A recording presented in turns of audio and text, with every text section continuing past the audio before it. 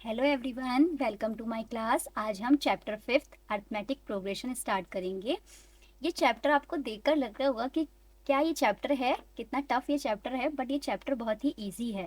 ठीक, और इसमें जो कॉन्सेप्ट हैं वो भी बहुत कम है। बस आपको स्टार्टिंग के 10 मिनट जो हैं इस वीडियो को देने हैं। अगर आपने 10 मिनट इस वीडियो को देख लिया तो इस चैप्टर के आपको कॉन्सेप्ट और एक्सरसाइज आपको जो है इजीली समझ में आ जाएंगी। तो ठीक है, आपको जो है ओनली 10 मिनट्स अपने देने। तो चलिए अर्थमेटिक प्रोग्रेशन को समझते हैं कि अर्थमेटिक प्रोग्रेशन क्या होता है। यहाँ पे मैंने एक सिंपल सी डेफिनेशन दी हुई है अर्थमेटिक प्रोग्रेशन की, इसे रीड करते हैं। कोई भी sequence of number arithmetic progression तब कहलाएगा जब उसके कोई भी दो कॉन्जिक्यूटिव टर्म का जो डिफरेंस है वो हमेशा क्या आए, सेम आए। हमने डेफिनेशन तो रीड कर ली, बट आप कहेंगे कि हमें तो कुछ समझ भी नहीं आया अभी। तो चलिए समझते हैं कि ये डेफिनेशन आपसे क्या कहना चाह रही है।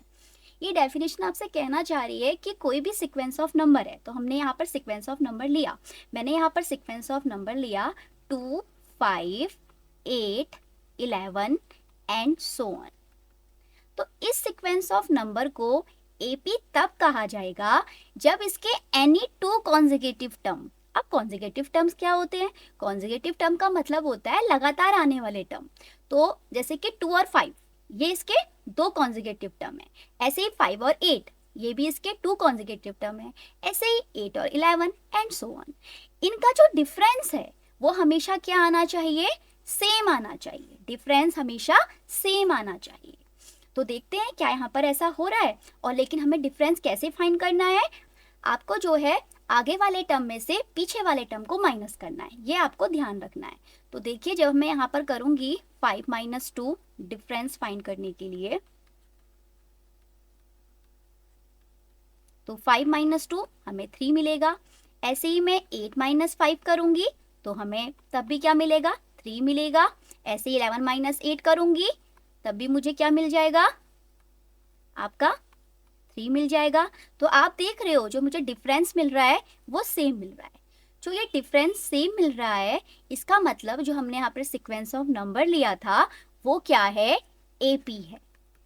कब हम ऐसा कह पाए? जब इसका डिफरेंस हमको सेम मिला। टू कॉन्जिक्यूटिव टर्म का डिफरेंस हमेशा हमें सेम मिलेगा, तब हम कह पाएंगे कोई भी सीक्वेंस ऑफ नंबर को कि वो एपी बना रही है। तो जो अभी हमने डिफरेंस फाइंड किया, इसी डिफरेंस को एपी में कहा जाता है कॉमन डिफरेंस।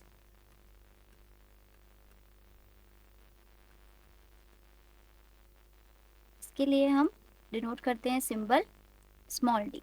ठीक, स्मॉल डी हम कैसे फाइंड करते हैं? आगे वाले टर्म में से पिछले वाले टर्म को माइनस करके। ठीक, तो हम इसको कुछ जो हमने अभी यहाँ पर एपी दिखाई आपको, इसमें हम उनको जो है जो इसके टर्म है इन्हें कुछ नाम दे देते हैं। जो फर्स्ट टर्म है उसे हम कहेंगे A1।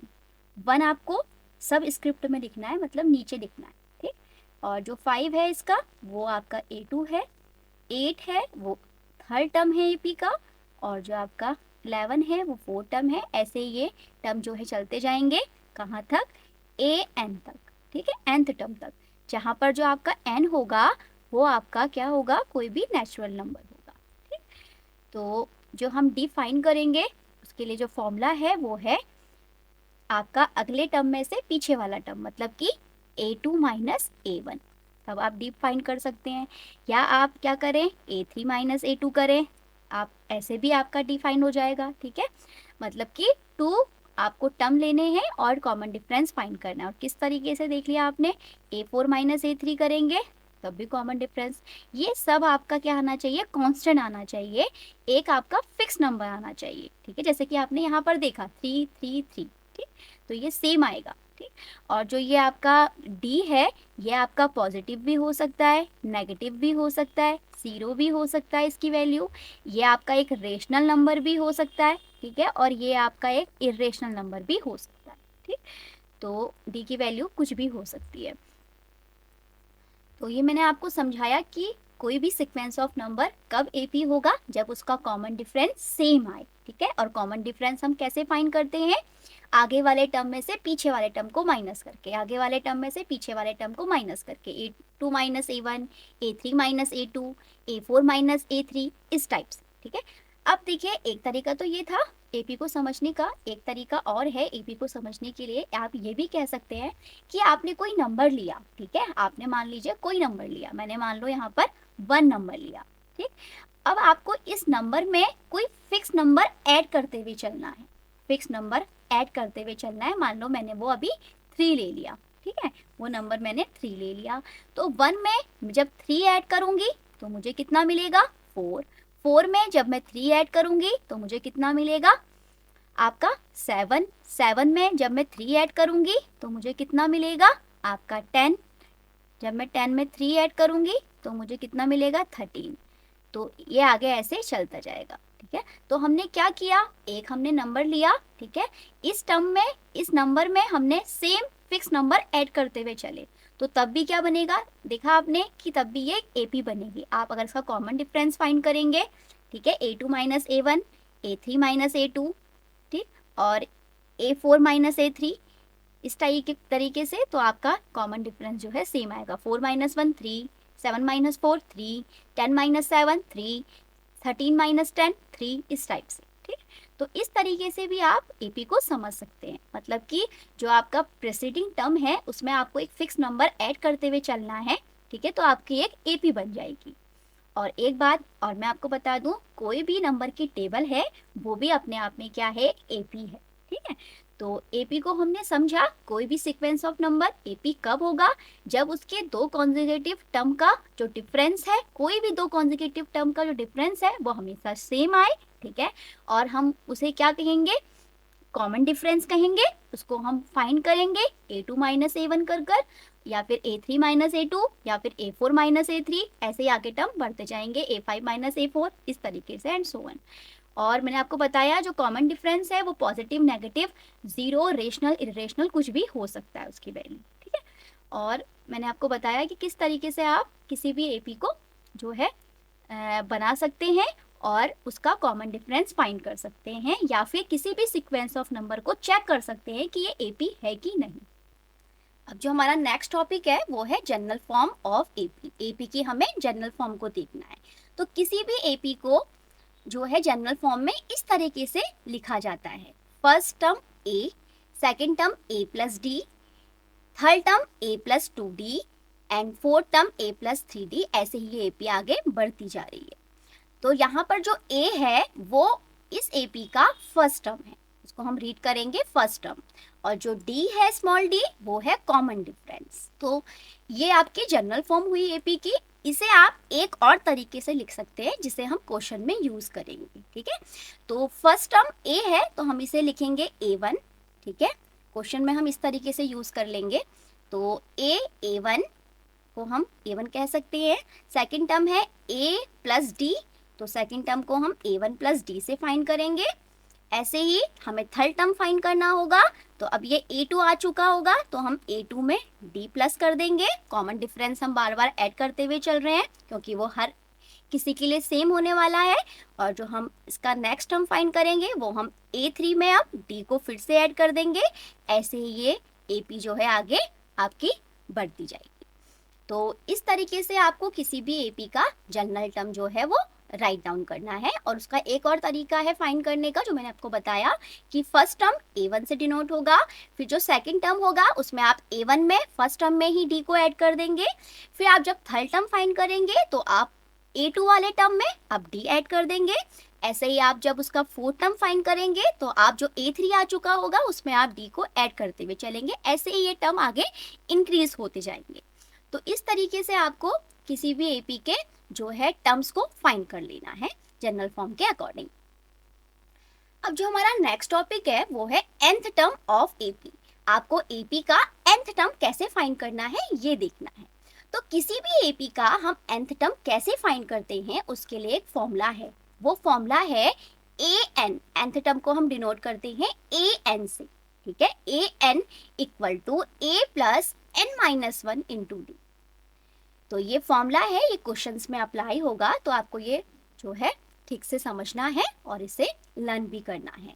तो किसी भी एपी के nth टर्म को हम इस तरीके से लिख पाएंगे a plus n minus one into D, जहां पर a जो है वो फर्स्ट टर्म है AP का, और जो d है वो आपको पता है कि ये कॉमन डिफरेंस है, और जो n है वो नंबर ऑफ टर्म्स है, जो n है वो नंबर ऑफ टर्म को डिनोट कर रहा है।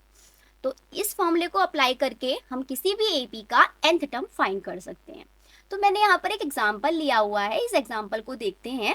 इस एग्जाम्पल में कहा जा रहा है find fifth term of following AP। जो आपको यहाँ पर AP गिवन है, इसका आपको फिफ्थ टर्म फाइंड करना है। फिफ्थ टर्म फाइंड करने का मतलब है कि जो n की वैल्यू है वो 5 है, इट मीन्स आपको A5 फाइंड करना है। इस AP का A5 टर्म क्या होगा वो आपको फाइंड करना है, मतलब कि आपको इसका फिफ्थ टर्म फाइंड करना है।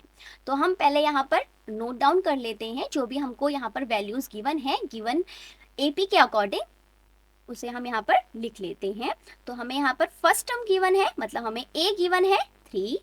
अब हमें D फाइंड करना होता है, तो D मैंने आपको बताया है, D आप किस तरीके से फाइंड करते हैं, 7 माइनस 3 करेंगे तो आपको कितना मिलेगा, 4 मिलेगा। तो ये आपका D हो गया।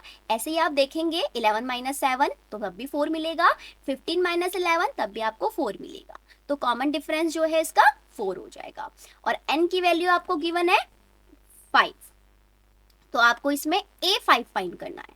तो अभी आपने फॉर्मूला देखा, मैंने आपको फॉर्मूला बताया था nth टर्म फाइंड करने के लिए, an equal to A plus n minus one into D.